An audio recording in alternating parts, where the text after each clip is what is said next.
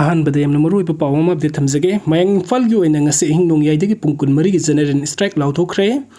haukiba date tang tara humdei tha 2024 the government of India ga peace agreement tonari be Unlf Pambei gi chief of army TSC de pamapu erais thoiba chief intelligence ingba amadi surgeon landaba makoi humbu maram chadana NIN Fakhibagi asigi matangda yaningdaba phongdok poina mayang Imphal gi club organization maira paibi singi apun apex body ama oiriba Kuman United Clubs and the maira paibi association mayang Imphal na ngasi date tang taraga manga thaum 2024 gi midnight tagi date 16 gi midnight fawba mayang Imphal gi oina general strike tawre haina Dizendro Mangang General Secretary KUCM ena khuyek piduna thadurak pachero na mana hairi aduga mathangi update asena kanglai paki maira digi luchege Prime Minister Narendra Modi ne manipuri myam bunung side haibidu takpani mamang segi me ani degi Surasanpur de MP center oiduna horakhiba kanglup ani gi sathiraba lan asi thatra ma thoi farak kadore ngasi pawda lan asi na mar moiduna miyoi sani ga tara ga mapan sikre yum lising manga gi mathak tumna mai thaduna mangan kre miyoi lising humpu hena relief camp sing da sang tifum loduna awab punsi ama da hojik leiri lan manang asida miyoi kungani pan rom gi haksang thiba khangdana leiri pumna asi gi mathak ta pun manipuri haibadi sing amasung tam animakta lamdam asigi miyamna aki akhang leitana sathok sasin tawba ngamdri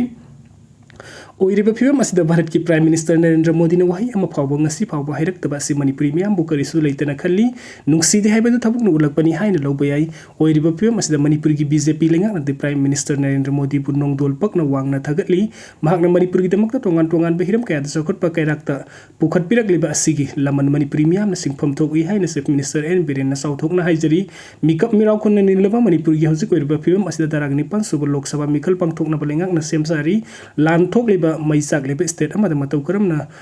karam tauna mikhal pangthok kaduribano voter oid pamyam matau karamna mana pamjaba mirep khanduna vote tha thawangam goduribano haibasi manipuri lengak amadi Bharat lengak na kari amata khandabagi mongda nampuda mikhal pangthok na hona rakpa asidi yamna chumdabani haibayai serak asida manipur thokliba kanglup ani gi sathir lan asi loisenabagi matangda manipur gi Chief Minister N Biren na ngasi phawda Prime Minister gu unaduna wari sabang amdribasi karigino haiba manipuri myam gi amata oiba wahang oiribani tha tara hanjilak labu kanglup ani gi sathir lan asi manipur gi Chief Minister na asoba thodang loduna Bharat ki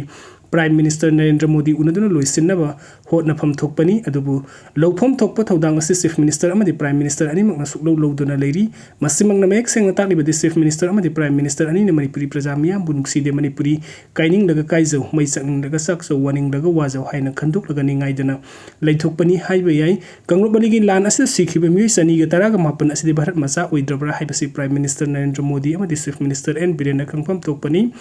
Bharat ki